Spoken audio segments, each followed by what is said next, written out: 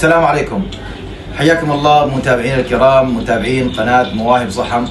أحييكم، أنا فهد البريكي أبو فجر مدير القناة، ومعي ليهم هلال البوسعيدي، ومعي أيضا طاقم التصوير علي فهد البريكي والهيثم هلال البوسعيدي.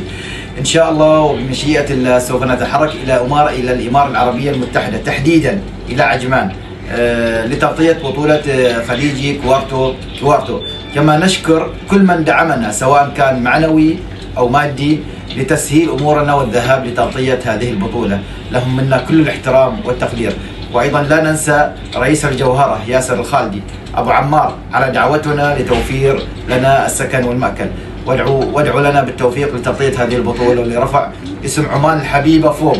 ولكم منا جزيل الشكر والتقدير. لا تنسوا تتابعوا تغطيتنا على قناة مواهب صحم. دمتم بود.